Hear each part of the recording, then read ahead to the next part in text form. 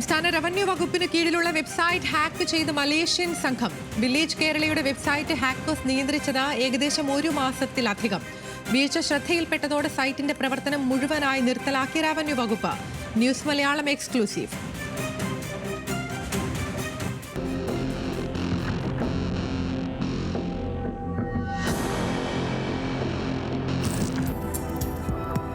കേരളത്തിലെ 3.5 കോടി ജനങ്ങൾക്ക് 23 സുപ്രധാന സർട്ടിഫിക്കറ്റുകൾ നൽകുന്ന, സംസ്ഥാനത്തെ ലാൻഡ് റെക്കോർഡ് ഡാറ്റ സൂക്ഷിക്കുന്ന, റവന്യൂ റിക്കവറി വിവരങ്ങൾ കൈകാര്യം ചെയ്യുന്ന റവന്യൂ വകുപ്പിന്റെ വെബ്സൈറ്റാണ് ഹാക്ക് ചെയ്യപ്പെട്ടത്.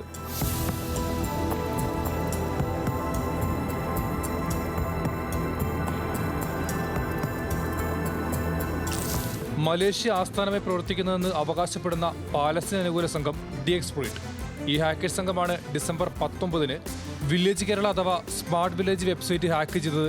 ഹാക്കിങ്ങിന് ശേഷം ഈ വിവരങ്ങൾ സമൂഹമാധ്യമത്തിലൂടെ പുറത്തുവിട്ടു. കൂടാതെ 1 മാസത്തിലധികം സോഫ്റ്റ്വെയറിലെ സുപ്രധാന വിവരങ്ങൾ കൈയാളുന്ന കൺട്രോൾ പാനലാക്കി വാണു, അതും റവന്യൂ വകുപ്പ് അറിയാതെ.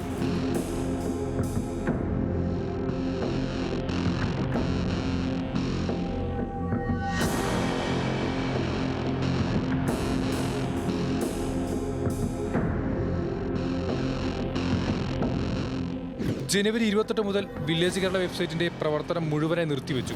ഡാറ്റാ മൈഗ്രേഷൻ പ്രവർത്തനങ്ങൾ പുരോഗമിക്കുന്നതുകൊണ്ടാണ് വെബ്സൈറ്റിന്റെ സേവനം നിർത്തിവെച്ചതെന്നാണ് വിഷയത്തിൽ അധികൃതരുടെ മറുപടി.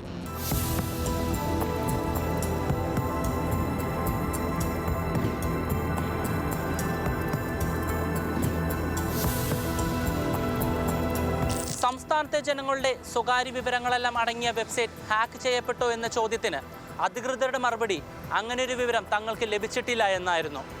ഹാക്കിംഗ് സംഭവിച്ചു എന്ന് പകൽ പോലെ വ്യക്തമായ വിഷയത്തിൽ റവന്യൂ വകുപ്പ് ഉത്തരം പറയേണ്ട ചോദ്യങ്ങൾ നിരവധിയാണ്. എന്തൊക്കെ വിവരങ്ങൾ നഷ്ടപ്പെട്ടു? എത്രത്തോളം നഷ്ടപ്പെട്ടു? ജനങ്ങളുടെ സ്വകാര്യ വിവരങ്ങൾ സംരക്ഷിക്കുന്നതിൽ സർക്കാരും വകുപ്പും സ്വീകരിച്ച നടപടികളും മുൻകരുതലുകളും എന്തൊക്കെയാണ്? ക്യാമറമാൻ ബിപിൻ വെൺപകലിനോടൊപ്പം ഹാൻസ് ജോൺ, ന്യൂസ് മലയാളം, തിരുവനന്തപുരം.